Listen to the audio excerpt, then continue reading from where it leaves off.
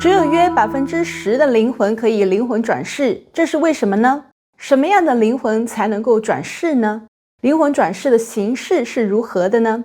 这一集一起探索灵魂转世的震撼篇章。灵魂的世界博大精深，精妙无比。我们再次有灵相见。有多少观众是从灵魂第1集一直陪伴到今天的第7集的呢？感谢你们一路放下思想包袱，用心体会灵魂故事，一路紧扣灵魂心灵。黑色门打开。人死后，人的灵气消失，灵魂失去了人的灵气吸引，灵魂离开了身体，散开成灵。有一部分的灵魂中存在一种微弱的凝聚力，一些从离开身躯的灵魂中散开的闪灵，在凝聚力的凝聚牵引作用下，以离散的方式，彼此相隔一定距离的互相牵挂在一起，形成主格灵团。这种主格闪灵团是由之前灵魂中特别的特性闪灵组成，结构就如宇宙中的星云，彼此相对靠近，但又瀑布相连，由凝聚力的微弱引力牵引着凝聚。这样的主格闪灵团一旦受到相应合适的灵气吸引，就会在新生生命的灵气引力下，主格闪灵团中的各不相通的特性闪灵就会再次聚灵成魂，各闪灵融汇一体，形成新灵魂的主格灵魂。主格灵魂吸收了主格闪灵团的特性闪灵为基础，在灵魂成长中继续汇聚各方闪灵，慢慢成长为完整的新灵魂。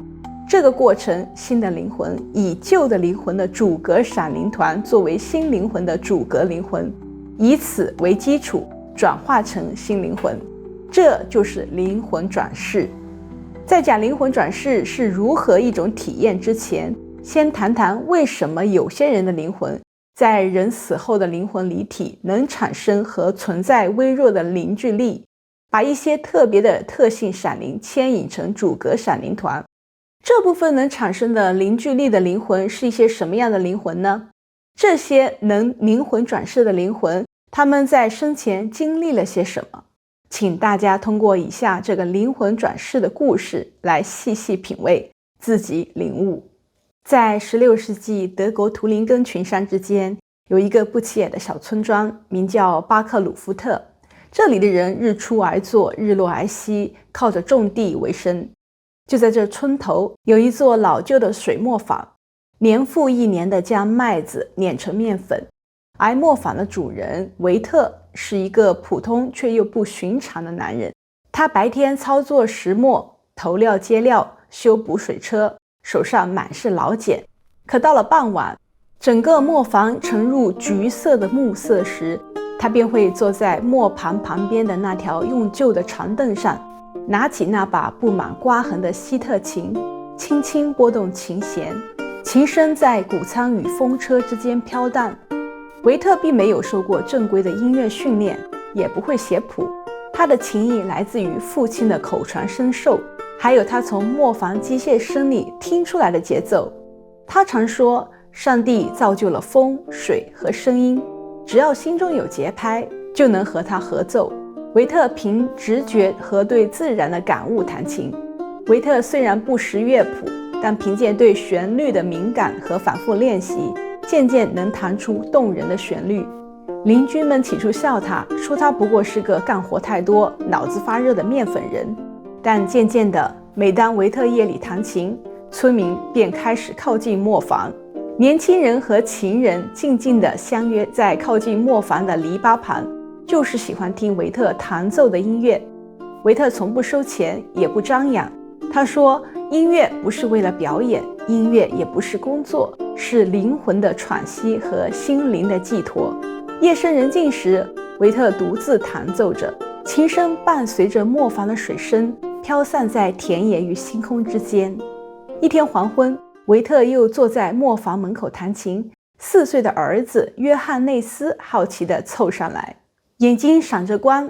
爸爸，我也想学弹琴。维特笑了，搂着儿子的肩膀说，音乐是灵魂的语言，来，我教你怎么去听，怎么去感受。从此以后，约翰内斯每天都会跟着父亲练琴，虽然手指生涩，音符断断续续，但他从不放弃。维特耐心地指导鼓励他说，错了没有关系，音乐没有错的音符，只有你心里的声音。7年后，约翰内斯的琴声越来越流畅，他开始在村里的教堂唱诗班里伴奏，渐渐成为村里有名的小乐师。维特一辈子都从事艰辛的体力劳动，在磨坊中，他从事磨面粉的工作维持生活，养活了一家人。也在这简陋的磨坊中，他教会儿子弹琴和音乐，并在琴声中向儿子传递了爱和坚持。约翰内斯之前是从事面包烘焙师的工作，需要在清晨的黑暗中早早起床，相当的辛苦。经过一番在音乐上的坚持和学习，约翰内斯后来成为了城里的乐师，这是一份有好收入而且体面的工作。他的琴声不仅美丽动人，更带着父亲维特的那份朴实而深沉的情感。约翰内斯感谢父亲，他曾对父亲说，谢谢你爸爸，是你让我听见了世界，也听见了自己的心。父亲维特点点头，眼中闪耀着骄傲的泪光，说，音乐是我们的礼物，要好好的珍惜，好好的传下去。约翰内斯没有辜负父亲的期待，把音乐的知识和技能传授给了自己的孩子们，特别是其中一个儿子克里斯托夫。他天资聪颖，不仅学会了父亲的西特琴，还学会了风琴和小提琴。他勤奋好学，经常沉浸在各种乐谱和教堂音乐中，渴望创造属于自己的旋律。约翰内斯对儿子克里斯托夫说，音乐不仅是记忆，更是表达心灵的语言。你要学会用音乐讲述故事，传达情感。克里斯托夫后来在父亲的悉心栽培下，游历各地，吸收不同风格的音乐元素，成为了城市乐师。城市乐师在当时的德国社会中是被广泛认可的职业，享有一定的声望和稳定收入。克里斯托夫知道，正是父亲对音乐的热爱与坚持，铸就了他的成就。他将父亲教给他的音乐知识继续传递给下一代。克里斯托夫教孩子们如何用心去听，用音乐表达灵魂。克里斯托夫的3个儿子都成为了音乐家，其中二儿子小约翰也成为了城市音乐家。1685年3月31日，小约翰的第8个子女约翰·塞巴斯蒂安·巴赫出生了，以下简称为巴赫。小约翰作为家族的第4代音乐家，他教导巴赫演奏小提琴和大提琴。小约翰的双胞胎兄弟教导巴赫管风琴。在良好的音乐教育熏陶下，巴赫热爱音乐。可惜好景不长，巴赫在9岁时母亲去世，10岁时父亲去世，可怜的巴赫搬去年长的哥哥家住。巴赫的哥哥是一个教堂管风琴师，他教导巴赫弹琴以及用其他乐器演奏的技巧。但同时，哥哥担心巴赫操之过急，影响基础，于是把家里的一些乐谱都锁起来。年少的巴赫常借着微弱的月光，一字一句地抄写着哥哥锁起来的乐谱，哪怕眼睛酸涩，手指冰冷，依然痴迷不已。对于他来说，音乐不是技巧的炫耀，而是通向神的语言，是灵魂与宇宙对话的桥梁。他曾说，音乐的最终目的是为了荣耀上帝，并陶冶心灵。15岁时，巴赫徒步约300公里，前往一家学校去接受更高层次的音乐教育，以便获得更多的音乐知识。在求学期间，巴赫靠唱诗班、弹奏乐器、抄写谱子等兼职维持生活，生活非常的贫苦。在当时的德国，很多地区的音乐仍然保守陈旧。巴赫自己摸索研究先进的音乐风格，把自己的一生都奉献给了音符与旋律。在教堂的长椅前，在宫廷的乐器房中，在无数不眠的夜晚，巴赫对音乐的执着几近痴狂，写下了超过1100首复杂而深邃的作品。晚年的巴赫双目已逐渐失明，但他依然靠口述与弟子合作继续创作。巴赫心中还有太多未尽的旋律，还有太多未说出的情感。他多么渴望再多一点时间啊！生命的最后一刻，巴赫满心眷恋着这个世界。他不是恐惧死亡，而是舍不得离开那片属于他的音乐天地，心中反复念叨着一个愿望：愿我的灵魂在另一个人生继续谱写我那未尽的乐章。巴赫的强烈灵魂执念贯穿巴赫的一生。1750年7月28日，巴赫去世，享年65岁。巴赫的灵魂离开了身体后，灵魂散开成灵。巴赫灵魂一生积累对音乐创作的强烈执念，化作了凝聚力。这个凝聚力牵引和吸引着音乐相关的特性灵，形成了巴赫的主格闪灵团。星云般的巴赫主格闪灵团在宇宙中飘荡，直到1756年1月27日，一个神童在奥地利哇哇落地，名叫莫扎特。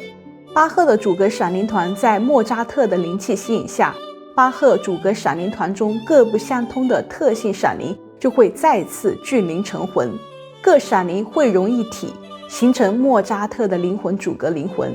莫扎特主格灵魂吸收了巴赫主格闪灵团的特性闪灵为基础，继续在莫扎特灵魂成长中汇聚各方闪灵，慢慢成长为完整的新灵魂。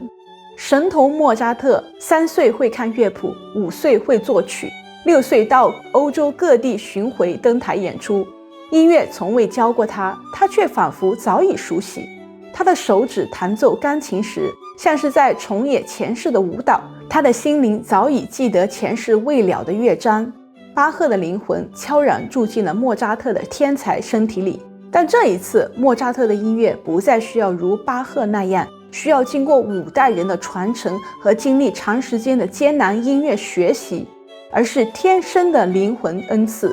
莫扎特带着前世巴赫灵魂的音乐使命，对音乐莫名的热爱，甚至几乎痴迷。他曾写信给父亲说：“我无法不写乐谱，就像人无法不呼吸。”莫扎特尽管生活贫困，健康恶化，他从不停止音乐创作。莫扎特不仅能演奏钢琴、小提琴，还能创作各种题材的音乐，包括交响曲、奏鸣曲、协奏曲、宗教音乐、清唱剧、歌剧等等，几乎无所不能。而且在短暂悲剧的一生里，创作了超过800多部作品，这跟他短暂人生写的几部般配。巴赫的灵魂在莫扎特身上倾注了巴赫家族几个世纪的音乐才情。音乐给巴赫及他的祖辈们带来了稳定收入和幸福的生活，这是巴赫家族为什么一直在音乐这条路上坚持以音乐传承和教导后代。但是莫扎特却是为了音乐而生，音乐并没有给他带来平稳的生活。尽管一生贫困潦倒，但莫扎特仍然对每一个音符都倾注了感情，他把音乐的追求作为生命的核心。莫扎特在创作安魂曲期间已病重，在音乐中，莫扎特表达了对生命的留恋，对死亡的畏惧，以及对另一个人生的渴望。在生命的最后日子，莫扎特的眼神依旧炙热，在病床上，他奄奄一息地对妻子说：“若我死后仍可作曲就好了。”1791年12月5日，莫扎特去世，年仅才35岁。萨手留下了未完成的安魂曲。浩瀚的宇宙感受到了莫扎特的强烈音乐执念。莫扎特的灵魂在宇宙的规则下魂散成灵后，出现了凝聚力，继续牵引莫扎特的相关特性灵，形成了莫扎特主格闪灵团。在灵魂的世界中，灵气在寻找合适的闪灵，闪灵在寻找合适的灵气。时间到了1797年1月31日，一个名叫舒伯特的孩子在奥地利出生了。他那极其平凡的外貌之下，注入了有着未了心愿的莫扎特主格闪灵团。舒伯特出生在一个普通的家庭，父亲是一名教师，是一名音乐业余爱好者，哥哥们也会演奏一些乐器。父亲家庭经济情况极为一般，父母共生育了14名子女，其中有10名在出生不久后就病死了。舒伯特却奇迹般暂时逃离了病魔的死亡召唤，成为家族中幸存的最年幼的一位。舒伯特的耳朵特别灵敏，仿佛身躯中有一位音乐大师坐镇其中，他只要一听到乐曲，就能完整的弹奏出来。在音乐方面，舒伯特既没有家庭的支持，也没有受名师指导。尽管如此，舒伯特在11岁时就开始作曲，早期的作品包括弦乐四重奏、小型钢琴曲等等。12岁时，他创作了第一首歌曲；13岁时，创作了第一部交响曲草稿，展现出超乎年龄的音乐结构理解和旋律的天赋。尽管舒伯特在其他正规课堂上的功课成绩平平，但他在音乐上学习的速度惊人。舒伯特基本上没有接受过有规模的音乐教育，但他能够自学乐理、配器法、对位法，在没有老师教导的情况下写出成熟的作品。到了17岁，舒伯特已经写出了大量的作品，包括交响曲、钢琴曲和艺术歌曲，其中包括著名的歌曲《玛格丽特在纺车旁》。歌曲描述的是少女玛格丽特坐在纺车旁，一边纺纱，一边思念她深爱却已离她而去的情人。她的内心渴望、挣扎与痛苦，在纺纱这一反复动作中愈加放大。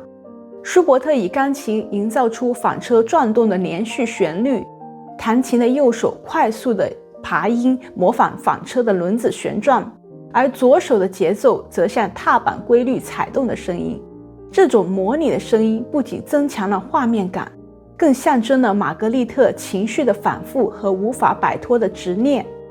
纺车象征命运的轮回与情感的束缚，玛格丽特像一个被命运操纵的少女，机械地做着重复的动作，而内心却被爱情撕裂。歌曲蕴藏着令人难以置信的情感深度以及心理洞察，这样深刻的情感体悟与戏剧性的表达，出自一个尚处于青春年华的17岁少年之手，实在令人震惊。这一切都超出了一个仅17岁的凡人对人生经历的理解。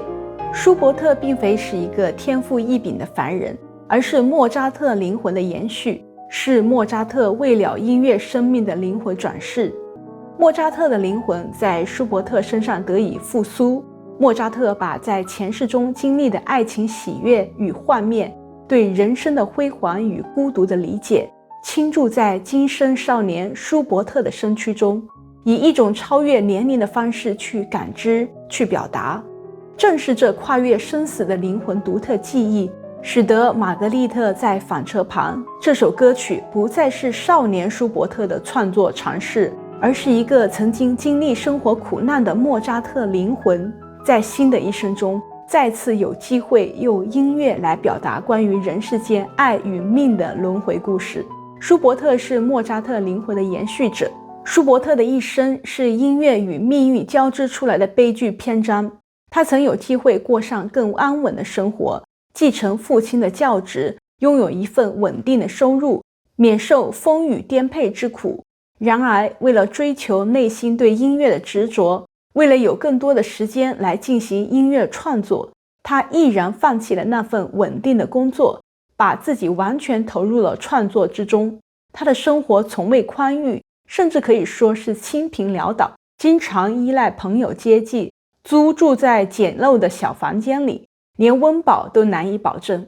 尽管如此，舒伯特始终没有向尘世间的现实妥协，他没有花力气去经营名声，也从不主动推销自己的音乐作品。对他来说，时间是宝贵的，只有不断创作，不断倾诉内心的旋律，才是他生命的全部意义。他几乎昼夜不停地工作，争分夺秒地写下了那些如今被侍奉为经典的歌曲、交响曲、钢琴曲等作品。他的音乐在当时并未为他带来可观的收入，也未换来广泛的掌声与认可。许多出版商拒绝他的作品，听众也未必理解其中深刻的情感和创新的结构。但舒伯特毫不在意，他不为取悦世俗而写作，而是为表达灵魂而生。他的沉默不是逃避，而是一种对音乐艺术的坚定追求。他或许早已预感，他这一生是短暂的，只活了31年，但却创作了超过600首歌曲，以及19部歌剧、歌唱剧和配剧音乐，8部已完成的交响曲，19首弦乐四重奏， 22首钢琴鸣奏曲和4首小提琴鸣奏曲等等。这些作品并不属于他所处的那个时代，而是为了献给未来的听众。事实也证明了这一点。舒伯特是艺术歌曲的创始人，也被认为是古典音乐最后一位伟大的音乐大师。直到生命的最后几年，舒伯特仍在贫病交加中不断谱写音乐，如 C 大调弥撒、降一大调三重奏等。他在31岁那年被病魔夺去了生命。临死那天，舒伯特仍念念不忘他的音乐使命。舒伯特写了一段旋律，笔尖突然停住，喃喃说道：也许还有下一个我需要下一个人生。舒伯特死于1828年的11月19日，享年仅仅31岁，留下了未完成的第8交响曲。舒伯特对音乐和来生的执意，他的灵魂散开成灵，凝聚力牵引着特性灵，形成了独特的舒伯特主格闪灵团。1860年的7月7日，马勒出生在捷克的一个犹太人家庭，全家都是虔诚的犹太教徒。舒伯特的主格闪灵团在马勒的灵气吸引下，闪灵汇聚成魂，构成了马勒的主格灵魂。马勒父亲是一个勤奋上进的贩卖酒的小商人，为了谋求更好的生活，刚不久从农村搬到了小城市。马勒的父亲脾气暴躁，大男人主义，母亲身体虚弱，性格忧郁，父母的婚姻缺乏感情，母亲常被父亲冷落甚至粗暴对待。马勒常常躲在角落，听着母亲的哭泣与父亲的咆哮。马勒父母共有14个子女，但只有6个能活到成年。频繁的家人死亡经历使马勒的家庭笼罩着悲剧的气氛，特别是在马勒8岁时，亲眼目睹了弟弟死于心脏病，对他打击极大。兄弟的死亡不仅令他悲痛，也让他产生了从此对死亡这一主题的深刻执念。日后他的作品频繁体现出对人生的绝望和无助。家庭的各种悲剧使马勒的性格敏感孤独，但并没有影响马勒对音乐的热爱。马勒4岁时发现祖父母的钢琴，马上进行了一通看似随意的弹奏。4岁的马勒能够准确模仿听过的乐曲，并能在钢琴上弹奏出来，被当地人称为神童。马勒6岁才开始正式学习钢琴，就展现出惊人的记忆力和快速掌握复杂的弹琴技巧。在舒伯特灵魂的加持下，马勒仅10岁就在家乡举办了他第一次公开音乐会，演奏自己的钢琴作品，震惊当地听众。马勒在学校成绩很差，但唯独音乐非常优秀。本来打算让马勒继承家庭小生意的父亲，被儿子对音乐的痴迷感动，无奈支持儿子走上音乐的道路，送儿子到维也纳音乐学院进修。马勒的灵魂继承了巴赫、莫扎特、舒伯特的灵魂。巴赫、莫扎特、舒伯特都是虔诚的基督徒。1897年，在一种无形的力量下，笃信犹太教的犹太人马勒在37岁时正式受洗成为了基督徒。马勒的一生充满了痛苦与悲剧。他出生于犹太家庭，终身受到反犹太歧视，音乐事业始终不被主流社会接纳。家庭方面，他童年多位兄弟姐妹早逝，父母争吵，暴力不断。1907年，马勒47岁时，年仅4岁的女儿因病去世，这让马勒几乎精神崩溃。在女儿去世不久后，马勒发现妻子有了外遇，这一连串的打击使他陷入了深深的忧郁，并开始寻求心理学家弗洛伊德的心理治疗。也是在那一年，马勒被确诊患有心脏病，这意味着马勒的一生都将活在死亡的阴影之下。尽管现实生活给马勒很多打击，但无法阻挡马勒对音乐创作的热爱。马勒反而把这些人生的痛苦融入了他的音乐。马勒把他经历的痛苦都写进了音乐里，他的作品充满了真实的情感和对人生的思考。那些交响曲不仅是庞大的音乐作品，而且是他用音乐来讲述自己复杂内心世界的一种途径。马勒在世时，他的音乐常常被误解甚至嘲笑，当时的人觉得他的交响曲太长、太吵、太复杂。有人批评他的作品杂乱无章、神经质，无法理解他在音乐中表达的情感与哲学思考。很多人只把他当成一位优秀的指挥家，而不认可他作为作曲家的价值。尽管如此，他还是不忘初心，努力地把深沉的内心世界写进音乐里。虽然那个时代的听众还没有准备好去接受，马勒的一生创作了10部交响曲和40余首艺术歌曲，以深邃的情感、哲学思考和庞大的结构奠定了他在音乐历史上的崇高地位。在众多的人生苦难的面前，马勒曾在信中向友人表达了对人生意义的怀疑和对死亡的思考，显示出明显的厌世和悲观情绪。他在苦难中，音乐给了他灵魂的出路。他融合了巴赫的工整、莫扎特的旋律、舒伯特的情感。他的交响曲宏大到仿佛要包容整个宇宙。他用音符审视生死、命运与爱。随着岁月的增长，马勒渐渐疲惫。他说：“音乐是灵魂的声音，但是这声音已经太沉重了。